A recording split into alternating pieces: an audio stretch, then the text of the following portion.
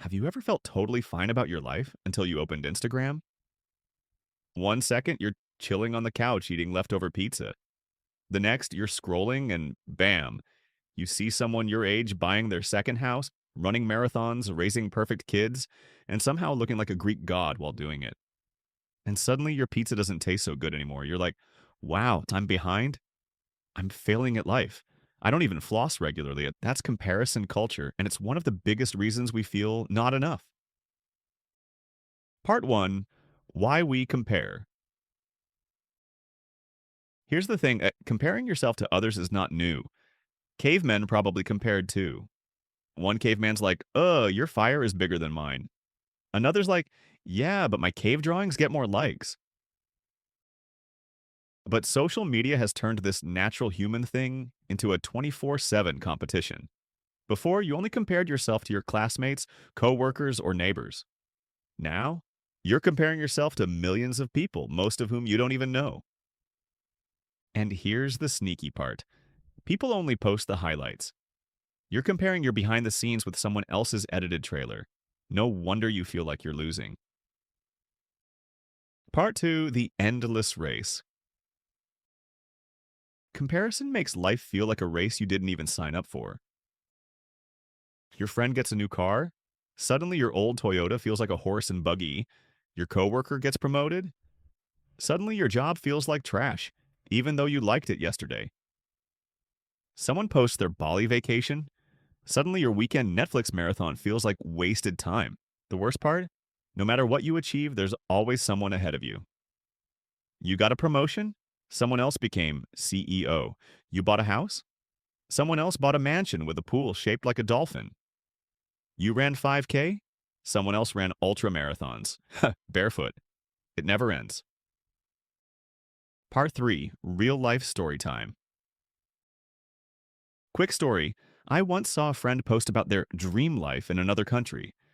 Beautiful photos, sunsets, coffee shops, cool friends. I thought, man, I want that life. Later, I met them in person and found out they were struggling. Lonely, stressed, and barely getting by. That's when it hit me.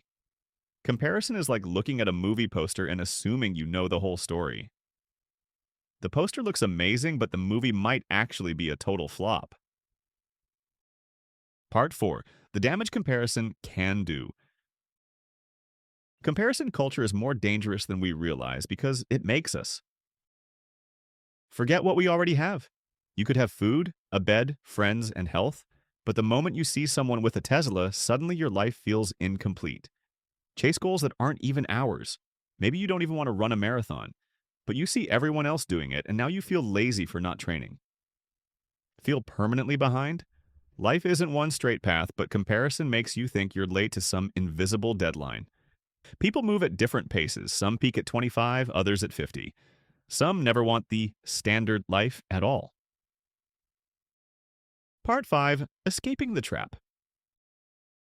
So how do you stop feeling not enough in a world that constantly shoves other people's highlight reels in your face? Remember the filter. What you see online is edited. Even that "I woke up like this" selfie? Yeah, 30 minutes of posing went into that. Turn comparison into inspiration. Instead of thinking, I'm behind, ask, what can I learn from them? Big difference. One leads to jealousy, the other leads to growth.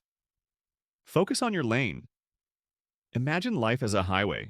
If you keep looking at every car that passes you, you're going to crash. Stay in your lane. Drive your speed. You'll get where you're supposed to go. Gratitude check, seriously. Every time you start spiraling, list 3 things you're thankful for. It shifts your brain from not enough to already plenty. The game of comparison never ends unless you quit playing. So instead of measuring your worth by someone else's highlight reel, measure it by your own growth. Compare yourself to who you were yesterday, not to someone random on the internet. Because at the end of the day, life isn't about being better than, it's about being your version of enough. And trust me, you already are.